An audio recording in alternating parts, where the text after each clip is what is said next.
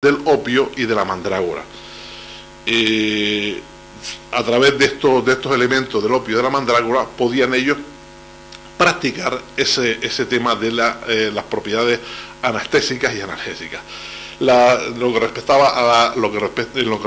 a lo que eran heridas y úlceras, las limpiaban, es decir, bastante bien, es decir, eso era fundamental según tanto la doctrina de Tales de Mileto como posteriormente de Hipócrates, limpiarla bien, espolvorearla con distintos tipos de sustancias minerales, o también empleaban extractos vegetales de plantas que ya según los estudios demostraban que tenían propiedades antibióticas para eliminar ciertas sustancias, ciertos humores malignos que tuviera el cuerpo en esos momentos.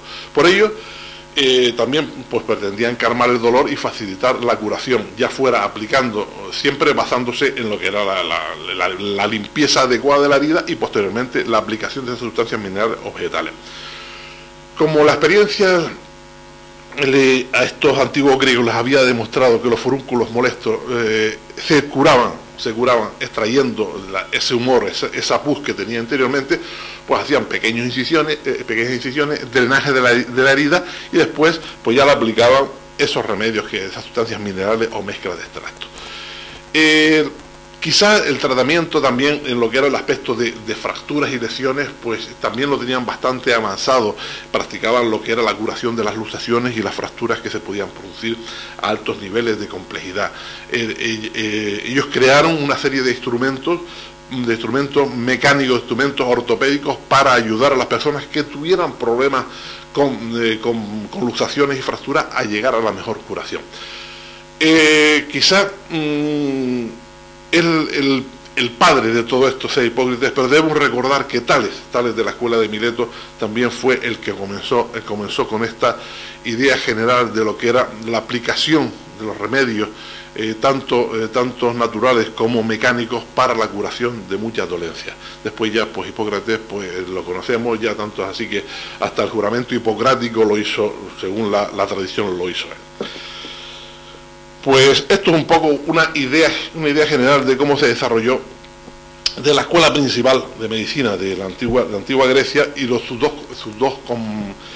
principales personajes, que fue Tales y Hipócrates. Y vamos con los temas del programa de hoy. Dentro de lo que es el campo de la fitoterapia, de las plantas medicinales, de los árboles, arbustos, hierbas, etc., vamos hoy a tratar una que quizás sea la más importante, la más antigua, la más generosa con el ser humano. De siempre, desde la antigüedad, el ser humano ha podido disfrutar de ella. Estamos hablando del trigo. El trigo, el Trichitum sativum o el Trichitum aestivum, depende porque en sí hay una pequeña variedad. Es un cereal de la familia de las gramíneas, a la cual a esta familia de las gramíneas pues pertenecen otras plantas también por todos conocidas, pues como puede ser el arroz, el millo, la avena, el sorgo, etcétera. Y tenemos varias componentes de esta familia junto con el trigo. Es una planta preciosa, imagen de las espigas de trigo ya maduras y ya a punto de recolectarse para producir ese alimento, esa harina tan necesaria en la alimentación humana. Decíamos que el trigo es una planta anual, herbácea, que puede llegar a alcanzar hasta 1 metro 20 de altura. Son tallos erectos, como hemos visto, y presentan estructura de caña, es decir, es como una caña lo que es la estructura principal, pero está hueco por dentro. Es esto, la zona de los nudos es parecida a una caña. Sabemos que la parte de los nudos es cerrada, es compacta, pero el resto de la caña, en este caso también del trigo, es hueco totalmente. Cada grano de trigo, aquí vamos a hacer una pequeña, eso exactamente vamos a hablar de lo que están viendo en pantalla, el grano del trigo, su características, las partes que se compone. Vamos a hablar un poco de esas partes que componen el grano. Por ejemplo, hablemos de la capa protectora o gluma, que llaman también, que es la que protege al grano. Se conoce vulgarmente, la conocemos todos, como salvado. Aquí también, por lo menos en Canarias, le llamamos alfrecho.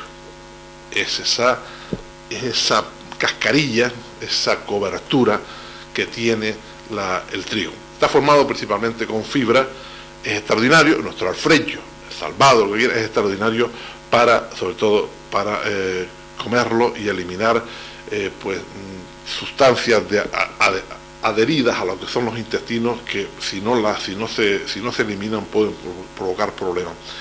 Y cuando se muele el trigo y se refina la harina, esta capa protectora o gluma desaparece completamente. Es decir, este salvado aparece perdiendo muchas de las propiedades que tiene. Estamos hablando cuando se refina la harina. Ya hablaremos de cuando no se refina y se produce exactamente lo que es el trigo, la harina integral. Después tenemos otra parte del grano del trigo, que es la envoltura externa, la que llamamos pericarpio, que es la capa central, mesocarpio, segumento, la parte interna, y la capa interior, epicarpio. Estas capas están formadas principalmente por minerales, proteínas y vitaminas, que son perfectamente asimiladas por el organismo, sobre todo cuando el trigo es integral, para que resulte, pues, y no son eliminados en ese proceso de refinación cuando se consigue la harina blanca, y entonces ahí quedan en el trigo integral y ya puede ser asimilado perfectamente por el organismo, repito, cuando el trigo es integral y no sea llevado a un proceso de refinamiento para obtener esa harina blanca. Después las capas internas, digamos, la texta o tegmen, es una capa intermedia entre la envoltura externa y el endospermo o albumen, es decir, consta fundamentalmente, esta parte, la que llamamos la testa, consta fundamentalmente de aceites y colorantes. El endospermo o albumen es la capa interna del grano del trigo y que representa el mayor porcentaje del mismo, es decir, está sobre todo entre el 80 y el 90% del peso total. Endospermo es la parte principal, interna, pero es la parte principal del trigo. Lo que más pesa en un grano de trigo es el endospermo. El albumen está formado por hidratos de carbono en forma de almidón. La función de esta parte es proporcionar, pues cuando la planta está creciendo, son reservas que tiene la planta para ayudar al crecimiento de esa nueva planta. Después tenemos el germen, que ocupa la parte interior del endospermo. Está formado principalmente por proteínas, aceites, enzimas y vitaminas del grupo B. Consta de varias partes, radícula, plúmula, tiene varias partes. Ahora vamos a comentar algo del origen y los usos que tiene el trigo. Ha existido, pues como siempre, el ser humano no se pone de acuerdo muchas veces, sobre todo en los datos muy antiguos, y aquí hay una discusión bastante importante sobre el origen del cultivo del trigo. La opinión más generalizada es que este cereal comenzó a cultivarse hace unos 10.000 años a partir de las especies silvestres que la naturaleza daba, y los antiguos cazadores recolectores de la zona del sudeste asiático pues cogieron, y a partir de ahí empezó exactamente a producirse lo que es el cultivo controlado de la planta del trigo. También se han encontrado restos arqueológicos de pan de trigo procedente de la zona del Turquestán, pues en el año 6000 a.C., es decir, si es 6000 a.C., pues hace 8000 años. 6 más 2 que íbamos de la nueva era son 8.